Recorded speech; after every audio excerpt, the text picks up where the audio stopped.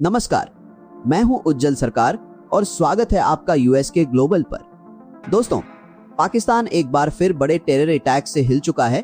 Media reports के अनुसार इस हमले में कई लोगों की जान गई है और इस बार सबसे ज्यादा चर्चा एक नए आतंकी संगठन IMP यानी इत्तेहाद उल मुजाहिदीन पाकिस्तान की हो रही है।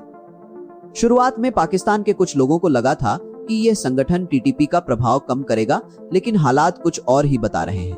सवाल ये है कि क्या पाकिस्तान अब एक नए आतंकी संगठन में फंस चुका है? और अगर TTP के लिए अफगान तालिबान को जिम्मेदार ठहराया जाता था, तो अब IMP के पीछे कौन है? आइए आज इसी विषय का गहरा विश्लेषण करते हैं। ये घातक हमला 9 मई 2026 की रात को हुआ, जब बन्नू जिले के फतेह खेल पुलिस स्टेशन को निशाना बनाया गया। ये इलाका खैबर पख्तूनख्वा प्रांत में अफगान सीमा से सटा हुआ है, जो ऐतिहासिक रूप से सेंसिटिव रहा है। हमला इतना भयानक था कि पहले एक सुसाइड बॉम्बर से पुलिस पोस्ट पर वार किया गया, जिसके बाद कई धमाके हुए और पूरा बिल्डिंग ध्वस्त हो गया। इसके तुरंत बाद हमलावरों ने बचे हुए पुलिस कर्मियों पर गोलियां बरसाईं। सिर्फ इतना ही नहीं, जब बैकअप के लिए और सुरक्षा कर्मी पहुंचे तो उन्हें भी निशाना बनाया गया। कुछ रिपोर्ट्स तो यहां तक कहती हैं कि हमलावरों ने ड्रोन के जरिए पूरी निगरानी की थी, ताकि उन्हें हर मूवमेंट की जानकारी रहे। यह कोई साधारण हमला नहीं था, बल्कि एक हाईली कोऑर्डिनेटेड और जटिल ऑपरेशन था, जिसमें हमले के हर स्टेज की प्लानिंग की गई थी। इस हमले की जिम्मेदारी इत्तेहाद उल मुजाहिदीन पाकिस्तान यानी IMP ने ली है। यह संगठन अप्रैल 2025 में बना एक जिहादी अम्ब्रेला अलायंस है, जिसमें लश्कर-ए-इस्लाम, हाफिज गुल बहादुर ग्रुप और हरकत-इंकलाब-ए-इस्लामी पाकिस्तान जैसे 3 आतंकी ग्रुप्स शामिल हैं। हैरानी की बात यह है कि पाकिस्तान के कुछ थिंक टैंक और मीडिया ने शुरू में यह उम्मीद जताई थी कि IMP TTP के प्रभाव को कम करेगा और इन दोनों टेररिस्ट ग्रुप्स के बीच आपसी प्रतिद्वंद्विता बढ़ेगी, जिससे पाकिस्तान को फायदा होगा। यह एक बड़ी भूल थी। IMP भी उसी जिहादी विचारधारा को मानता है जो पाकिस्तानी स्टेट के खिलाफ है।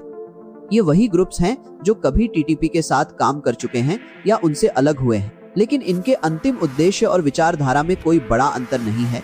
जमीन पर ये दोनों ग्रुप्स कई बार एक दूसरे के साथ सहयोग करते भी देखे गए हैं।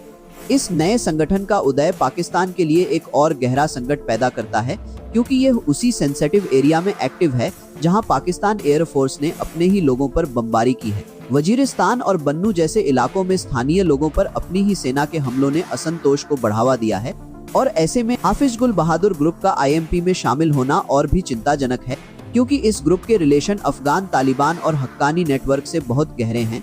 ये वही तालिबान धड़ा है जिसे पाकिस्तान कभी अच्छा तालिबान कहकर बुलाता था। हिलरी क्लिंटन का वो मशहूर बयान याद आता है कि अगर आप अपने आंगन में सांप पालेंगे तो वह सिर्फ पड़ोसी को नहीं काटेगा, एक दिन आपको भी काटेगा। आज पाकिस्तान के साथ ठीक वही हो रहा है।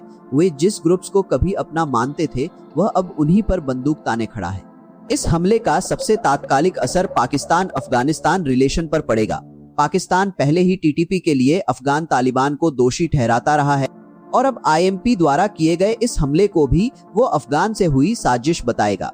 इससे दोनों देशों के बीच तनाव में भारी इजाफा होने की संभावना है।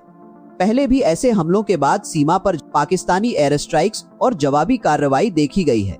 कोई फॉर्मल सीज फायर न होने कार्रवाई का सिलसिला और बढ़ सकता है। चीन, जिसने बेल्ट एंड रोड इनिशिएटिव को बचाने के लिए इन दोनों देशों के बीच मीडिएशन की कोशिश की थी, अब उसकी भूमिका भी कमजोर पड़ती दिख रही है। निष्कर्ष यह है कि पाकिस्तान को अब खुद को विचार करना होगा। वे अफगान तालिबान को भले ही दोष देते रहें, लेकिन उन्हें अपने घर के अंदर भी झांकना होगा। खैबर पख्तूनख्वा, बलूचिस्तान और यहाँ तक कि सिंध में भी पंजाबी वर्चस्व के चलते स्थानीय आबादी को अक्सर इंसान नहीं समझा जाता। उनके ह्यूमन राइट्स उल्लंघन किया जाता है, उन पर हवाई हमले किए जाते हैं और गांवों को उजाड़ा जाता है। ऐसे में विद्रोह और आतंकी संगठनों का उभरना कोई आश्चर्य की बात नहीं है। यह हमले पाकिस्तान की अपनी गलत पॉलिसीज और अपने ही लोगों के प्रति उनके उदासीन रवैये का सीधा परिणाम है। जब तक पाकिस्तान अपने आंतरिक विवाद को सुलझाकर अपने सभी नागरिकों को वही सम्मान नहीं देगा, तब तक ऐसे हमले रुकने वाले नहीं हैं। उम्मीद है पाकिस्तान इस ट्रेजेडी से कुछ सीखेगा और अपनी पॉलिसीज में बदलाव लाएगा।